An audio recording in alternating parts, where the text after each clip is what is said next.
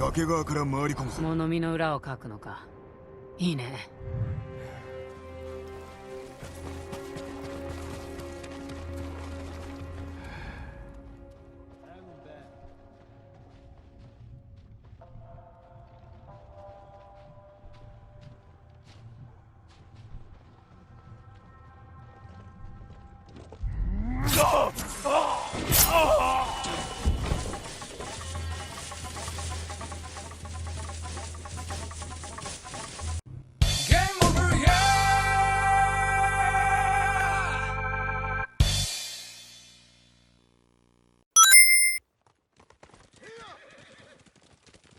Japanese samurai cinema.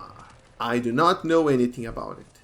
I know it exists, and you might be surprised, considering how I consume a lot of Japanese media, to note that I just watch anime and play Japanese video games. Yes, I am that guy that, that just watches anime and nobody really likes. Well, that's me, sorry about that. I don't really get into all of that live action stuff. I got into some Kamen Rider, which I enjoyed, the little that I watched. The last live action thing I watched that was Japanese was a series called Legal High, that I thought it was some pretty cool. I thought it was pretty cool, but I didn't get to finish. I should get back on that. I'm honestly more of a kung fu cinema guy. So I watch a lot of Chinese kung fu movies, but not really many samurai movies. I did watch some. I watched Seven Samurai, I watched Yojimbo, and more recently, I also got to watch Sanjuro, which are, all of these movies are the works of one guy named Akira Kurosawa. He's kind of a big shot. Might as well be the big shot of samurai movies. So much of a big shot that Sucker Punch Productions contacted the Kurosawa estate and got them to give the thumbs up to putting his name on the black and white mode of their samurai game. Yes, that's right. In case you didn't know, Ghost of Tsushima has a black and white mode that tries to emulate old school samurai movies, and it is called Kurosawa mode. You couldn't get closer to a video game playable samurai movie than this.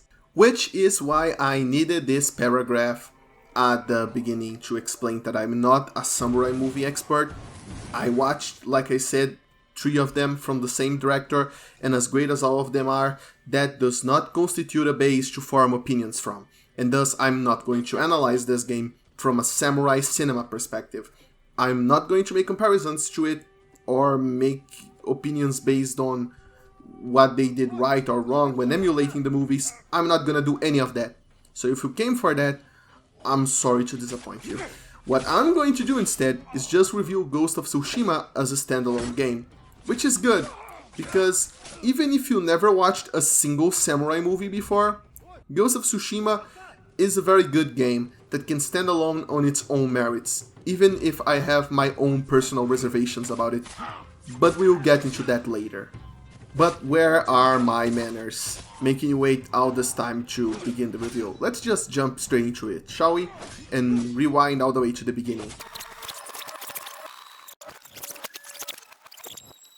And it begins on the shores of the island of Tsushima, where the Mongols are invading.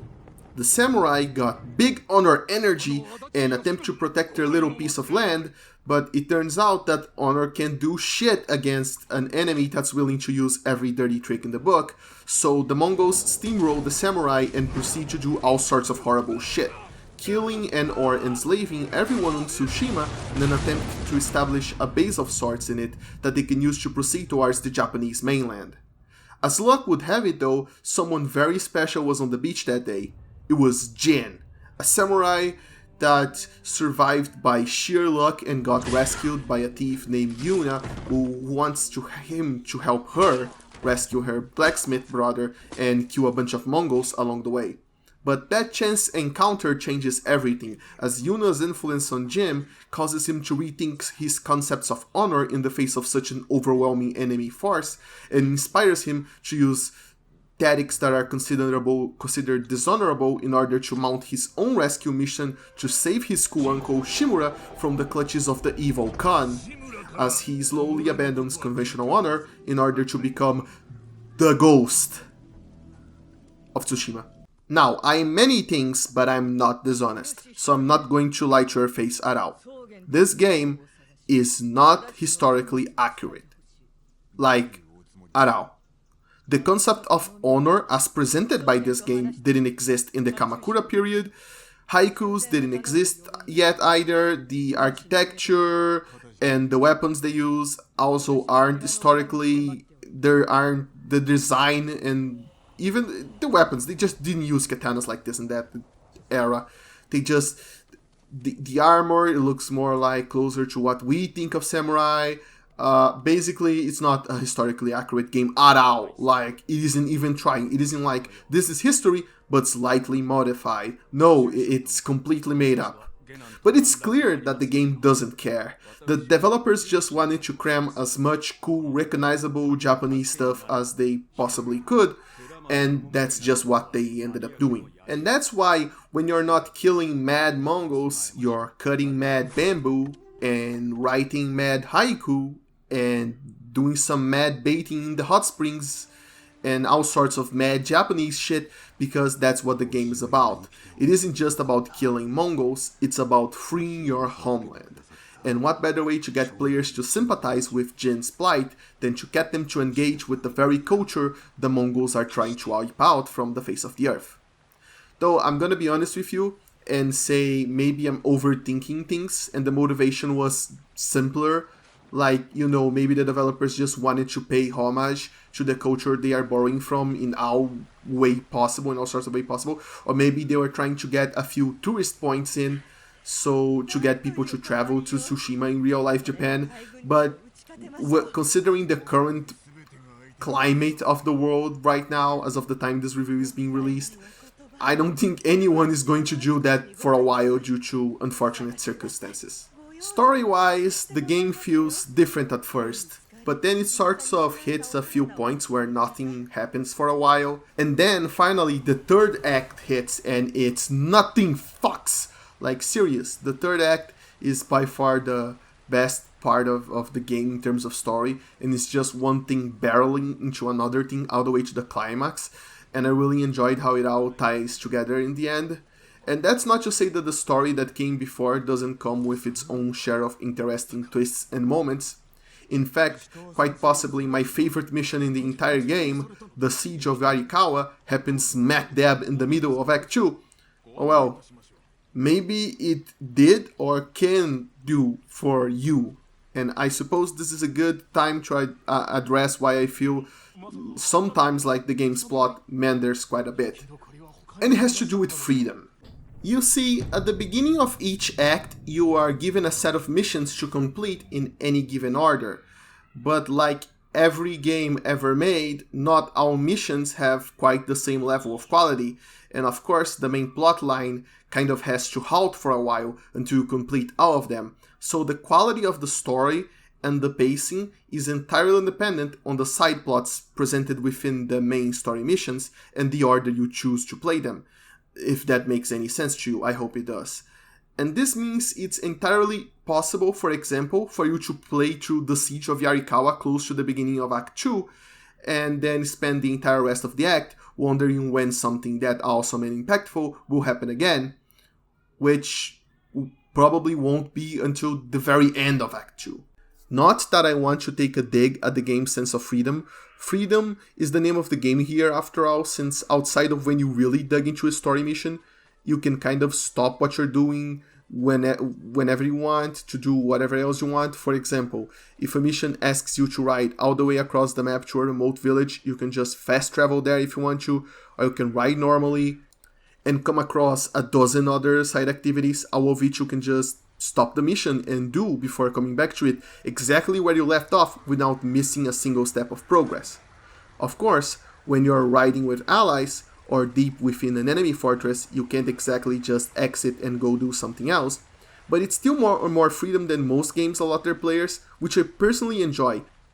But there are a few decisions that were made here that made me raise an eyebrow or two, since some of the tools that unlock a lot of cool new gameplay opportunities are also locked behind story missions, and the distribution is uncannily uneven, meaning that choosing the wrong order means you might end up unlocking a really cool combat tool after you're done with 75% of the game's story.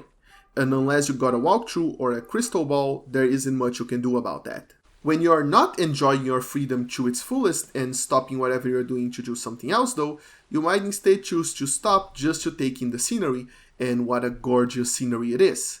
When developers showcase their photo modes, I usually just sigh and tune out of whatever they're saying because I never really cared about using photo mode in any game I ever played, except maybe once just to confirm that, yep, it does exist. So color me surprised when I stopped so many times and took well over 100 photos testing out all kinds of filters and weather effects to see how they changed my shot, and well, let's just say I greatly appreciate the game's sense of aesthetics. Because even if it is a realistic game, Ghost of Tsushima also have its own unique aesthetics to back it up. And that's the thing with video games and realism. Realism is cool and all, but aesthetics is 10 times more important than realism in my personal opinion. Because if all you have is realism, you got a game to look as closely to reality as possible using current technology, where you can go, whoa, I can see every wrinkle in the character's face, and then that's it and you move on. But with aesthetics and competent art direction, you can get majestic places and even characters that you remember forever, even when they were nothing but a 10 pixel tall, vaguely human blob. But of course, having to choose between realism and aesthetics is a false premise in the first place, since you don't have to choose one or the other.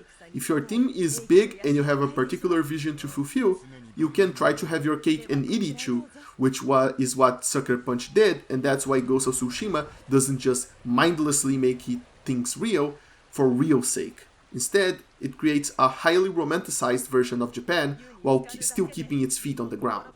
Everything, everywhere, all the time is beautiful. The moon isn't just a tiny point in the sky, instead it is huge and it casts a pale blue light upon the land, which allows the trees in turn to cast deep long shadows into the open fields. Meanwhile, storms cast a green tint all over the screen that simply allows you to feel the humidity in the air, as well as the strong gusts of winds that are approaching. The flowers are always in full bloom, and every sunset is a miracle to be witnessed, while the maple trees are constantly shedding large quantities of autumn leaves in the wind, and perhaps more importantly, everything is constantly swaying in the wind. Now, please allow me to nostalgia for a moment about old games, more specifically old sprite-based games, especially JRPGs, since in those games, usually the only thing that moved in the screen at all were the characters. But as technology evolved, it slowly allowed them to place little moving bits and bops in the background. And because everything was so static, just a little dash of movement made the world feel incredibly alive. Ghost of Tsushima does that, but on a scale that is 1,000 times larger. The wind is omnipresent in the game, and it shakes everything, from the grass, to the flowers, to the branches of the trees. It is your constant companion throughout the whole adventure, shaking everything up and reminding you of how beautiful nature and the land you traverse can be, even during these incredibly harsh times. Pushing you onwards, and while doing so, giving the game a strong thematic aesthetic element that ties everything together. It is no joke that I would totally agree with someone if they told me Ghost of Tsushima was a game all about the wind. Because really it kind of is. The wind also plays a big role in gameplay, since it acts as your main compass while going from point A to point B. If you mark a spot in your map, you will not follow a giant yellow arrow in this game. Instead, you have to use the touchpad to summon the wind, which will then blow in the correct direction that you have to follow. You can also use the touchpad to summon your horse, which you use to go from and to places constantly.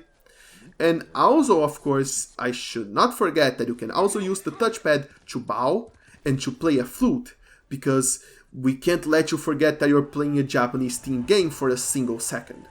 Bowing is actually pretty cool since NPCs usually bow back, and you can also bow at Easter egg shrines for some cool little secrets. Playing the flute, in turn, changes the weather, though honestly I never really used it since the weather didn't bother me that much and changing it brings no gameplay benefits. And since we are talking so much about the gameplay, yeah, okay. Before we move to the main part of the gameplay, I want to give a quick shout out to the wind and the particles being used to make the UI as minimalistic as possible.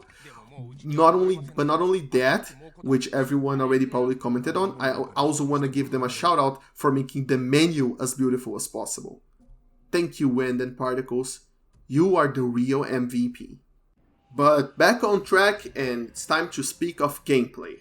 It's about time we dive into the meat of what you'll be doing for the most of your playtime, which is riding a horse. So yeah, okay, no, there isn't anything particularly interesting about that. Instead, let's talk about the second thing you'll be doing the most during gameplay, and that is the combat. When I first saw the explanation as to how the combat would work, I immediately thought of the Batman Arkham series, but that's not really what you're getting here at all. Instead, Jinx get a katana. That's your main weapon. You can't use spears, you can't use giant katanas. No, you just got the katana, okay? Okay. And using it, you can block, you can light attack, or you can heavy attack with it. You can of course parry attacks if you block right before they hit you, and the game does have a very generous timing window compared to other games. However, some attacks are accompanied by a shine in the enemy's weapon, and if it is shining red, then the attack is unblockable and you must dodge. But if it shines blue, then you can't block it, but you can parry it if you're willing to risk it. There is no stamina gauge or anything, so feel free to block and dodge however many times you need until you're in a comfortable position, or just slash around like a dumbass like I tend to do when I panic. Almost all enemy types can block all of your attacks, receiving no damage at all. So in order to break their guard, you have to either parry their attack or use your heavy attack, which will slowly drain their guard bar. Or you can use tools, which we'll go into later. And of course, you can also light attack or heavy attack them directly if you catch them off guard or at an extremely odd angle in which they can't block. But, and this is a big but, you can only use your heavy attacks to drain their guard bar if you are using a specific stance. Certain enemy types are associated with their own respective stance, and that you can unlock, and that was made specifically to counter them. However, the game is really slow in letting you access those stances. In order for you to unlock them, you need to either observe a leader type enemy training or killing him to acquire a stance unlocking point. Well, at least you can do both on the same leader to save some time, but at the end of the day, you still only end up unlocking all stances after halfway through the game, unless you really like doing all of the side content to find more enemy leaders. Until you unlock them though, you can do little but dodge red attacks, which usually have longer recovery animations, and punish the enemy with a flurry of light attacks before getting some distance and waiting for the opening once again. Jim himself is also kind of made of paper at the start of the game, and dies incredibly fast.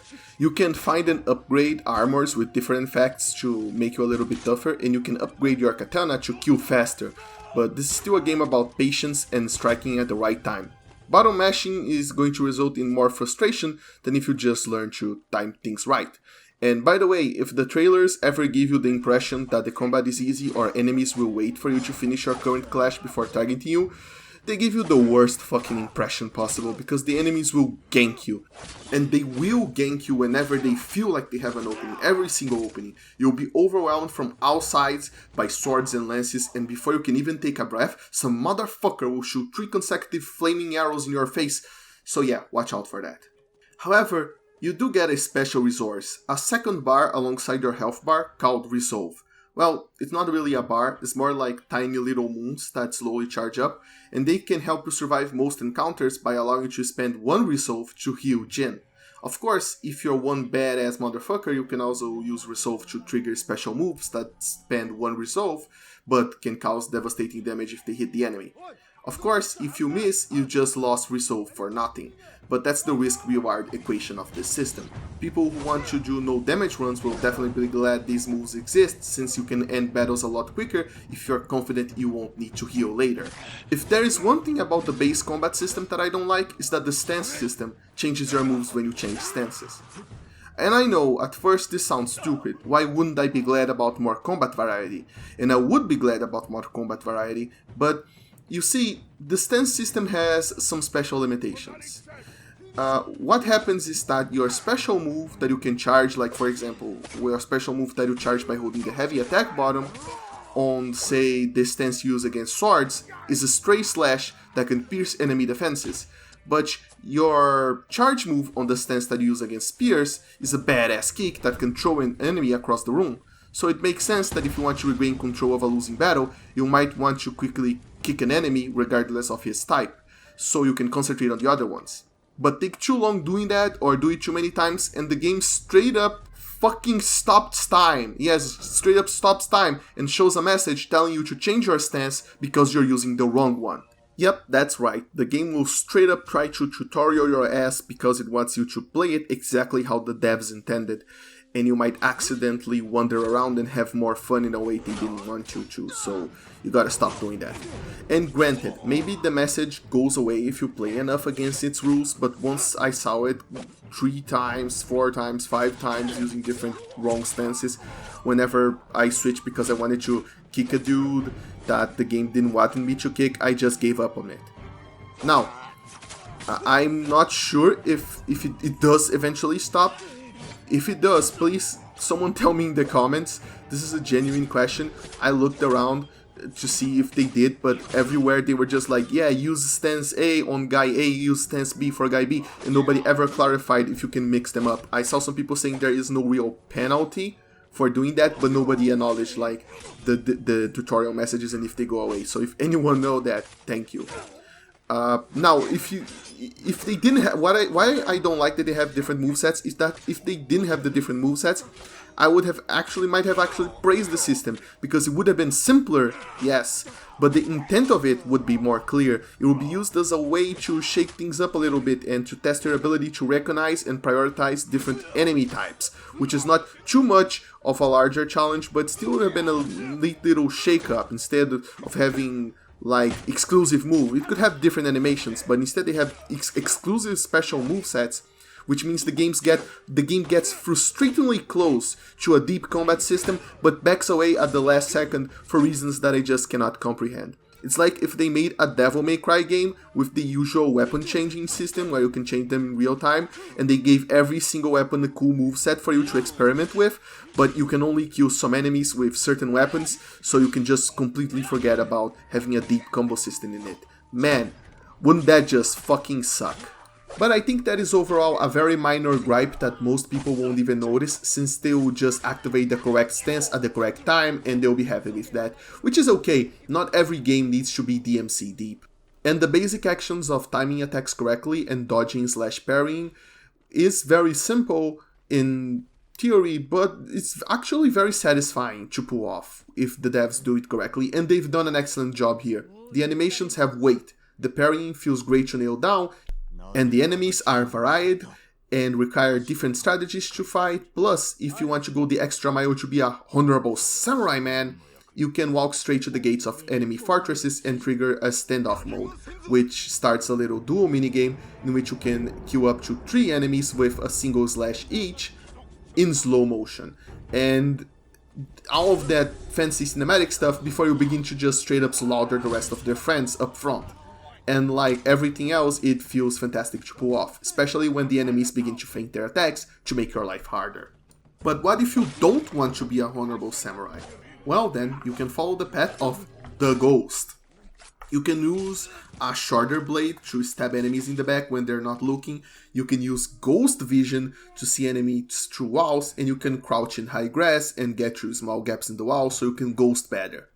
And that's it.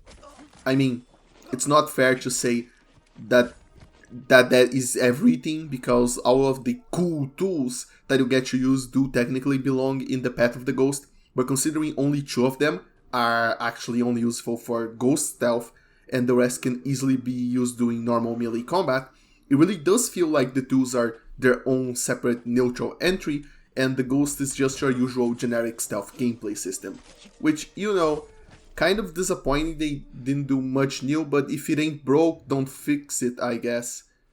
Or don't change it. I mean, it ain't broke. but like, I suppose it's better than a system that's broken. You get what I meant. You get what I meant. Also, you can stealth by going across through high wire above everyone's head and they don't see you, which is very cool. But enough teasing, let us finally get you the tools. You can change between them at any time and you can use them for a variety of things. The most stealthy ones that I just mentioned are wind chimes and firecrackers that you can use to distract your enemies so you can sneak by them.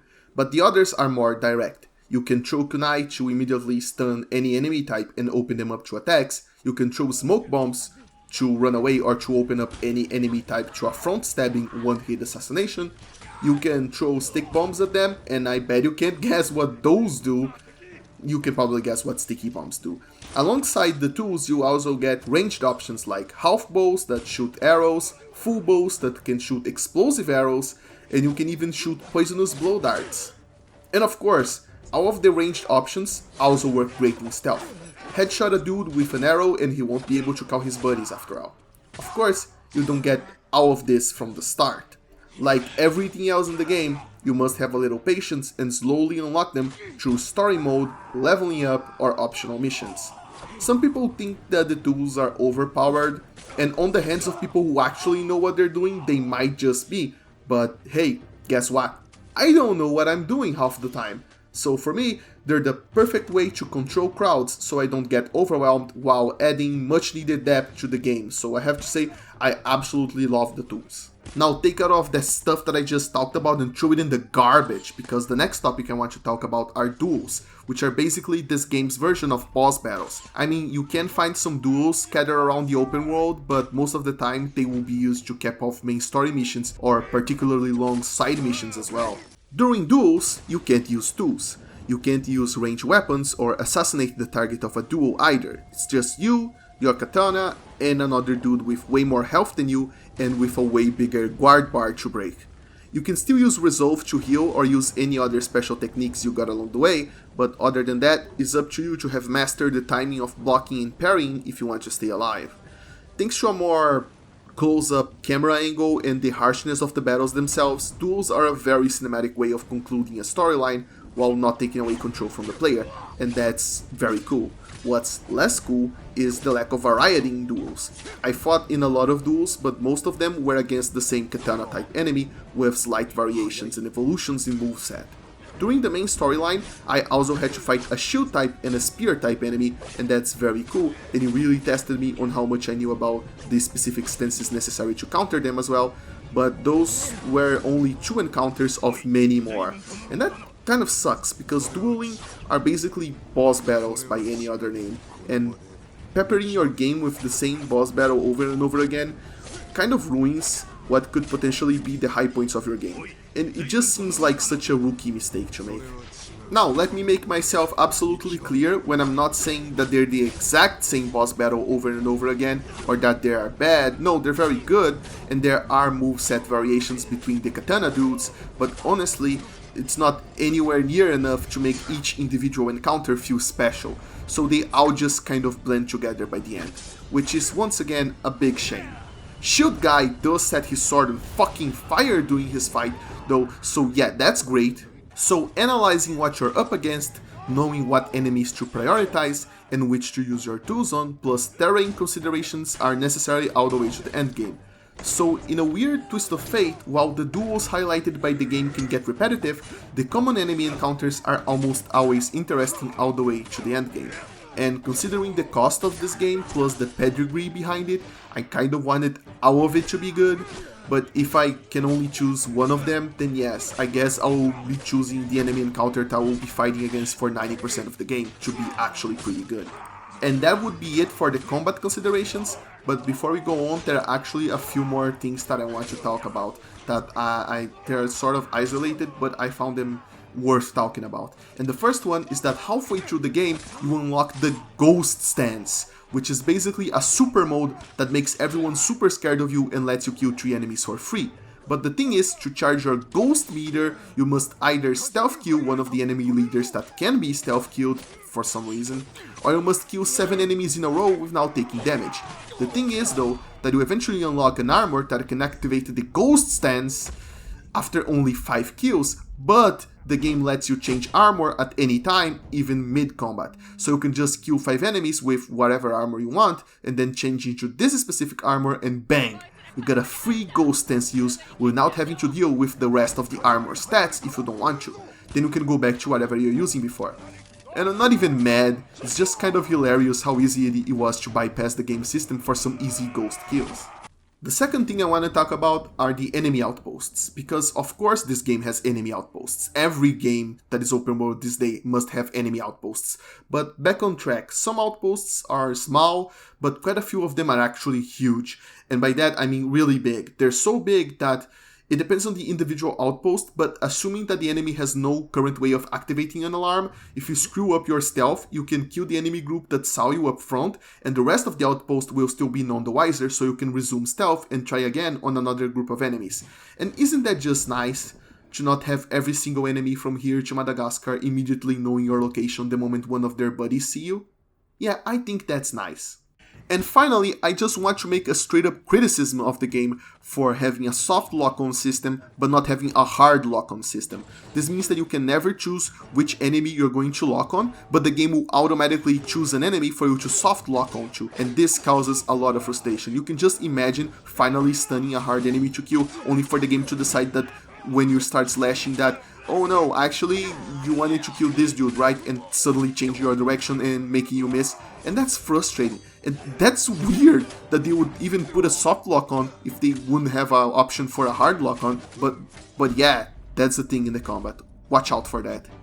So that's it for the story, the graphics, the gameplay. The soundtrack is also very fitting, but nothing I particularly noticed during my playtime. Sorry if you're a super fan of the soundtrack, I can tell it is very good when I listen to it separately, but I gotta be honest and say that none of it jumped at me during my play sessions.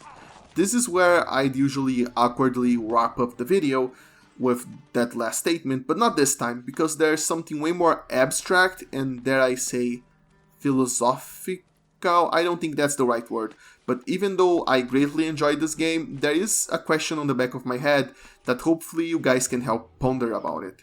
And the question is, if a game mostly stands on the shoulders of the 1,000 games that came before it, does it deserve to be called a great game on its own? It might sound obvious when you first hear that yes, a game does deserve to be analyzed as an individual entry, even if it takes elements from other games. But the truth is, no game exists in a vacuum. It exists in an ecosystem of other games and considerations all around it.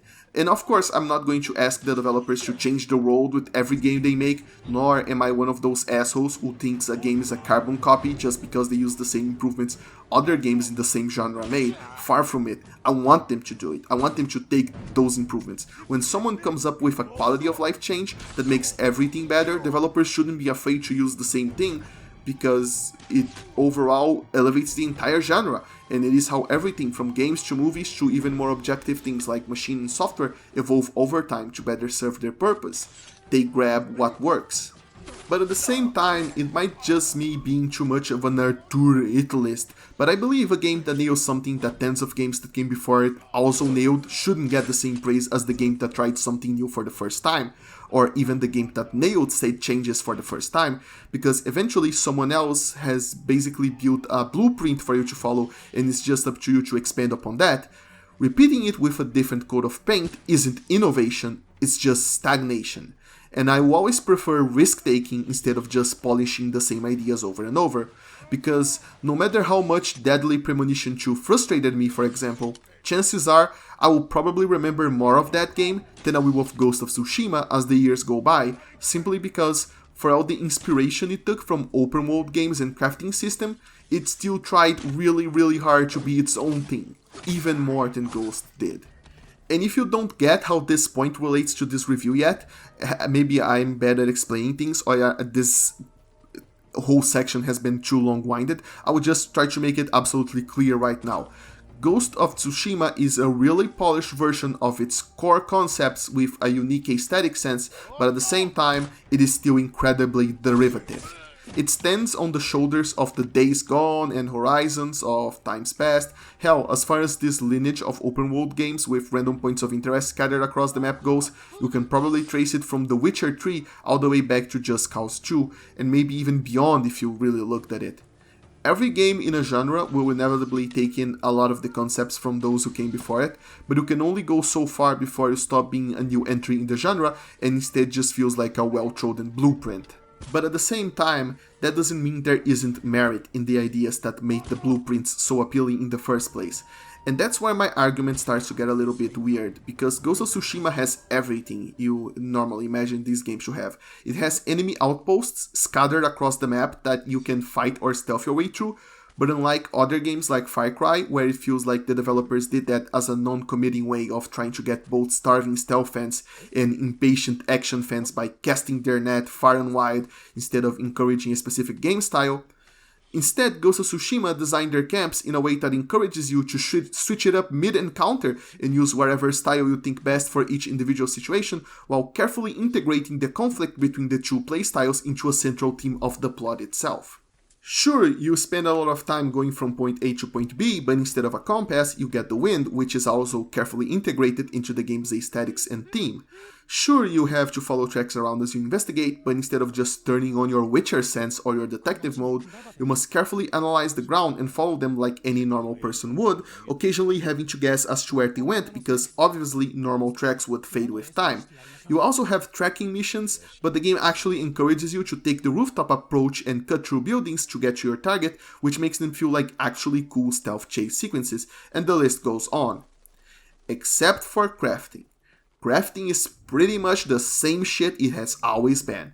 But I digress. My second point is, in the end, while Ghost of Tsushima is derivative, the developers didn't just take the formula and slapped it onto a game without any extra considerations. They clearly studied it and understood why each point of it worked, then went the extra step to integrate them successfully into their game, instead of just putting them there because that's what everybody else is doing. And I mean, maybe they kind of did put up in a bunch of things I mentioned because everybody else is doing. It's kind of like, look at all of the open world games we get these days. Yeah, a lot of people did that, and maybe they felt a sense of obligation to deliver some of that. But they also clearly put in the work to make the pieces seamlessly fit as if they always belonged. As if this game could not be made in any other way. And in that sense, I think this might just be the most polished, more than the sum of its parts kind of game of its entire genre. I mean, this is a specific point of the genre. Let's say Breath of the Wild is like its own completely thing that's even more free. Okay, that game is ridiculously free, but this game is more contained. But let's say within this specific point of its genre, it is the most polished one. And I think I just killed the point of my argument. Damn it. But I do think it is a fitting end for the exclusives of the PS4 generation, of this generation. I mean, it's not really, we're getting 30 Sentinels next month, but damn it, stop killing your own points. But yeah, it has reached the peak of the most popular genre on its console. Yeah, okay, that's a good quote. Put that on the back of the box. And thus, while at the end of the game, I don't personally have any answer that can convince even myself as to whether Ghost of Tsushima deserves or not the overwhelming praise it got as a masterpiece, I have to say that I paid $60 for it, and I feel like I got more than $60 worth of entertainment. And that's why I think if you know what you're getting into, if you don't expect a revolutionary title, yeah, I can definitely recommend it. But real talk now. Considering the fact that the two biggest exclusives of the next generation that are currently announced are also both open-world, third-person adventure games that are sequel to games that also follow a lot of the conventions that Ghost does, the future certainly doesn't seem to bode well for AAA games, honestly. In terms of innovation, at least. I guess we'll just have to go another generation hoping the indie studios can pick up the slack. Sorry, little guys, but you can't rest just yet.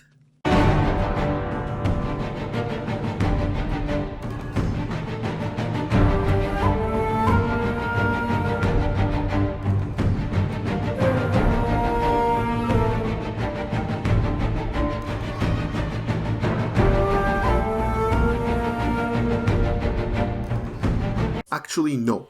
Let's not stop here. Let me say one last thing. During the very final mission of the game, during the very last tale, there was a segment in which there were 3 guys, and I triggered the ghost stance and I killed the 3 guys, and then I went to a wide open area, and then there was a little bridge that, after the little bridge, there was another group of enemies, and I fought them, and I am really bad at video games, despite playing them for my entire life, so I died.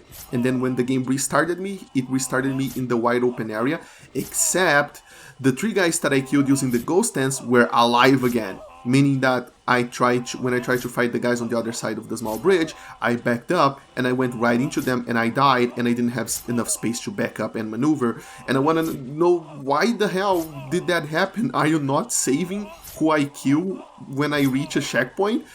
What the fuck was up with that, sucker?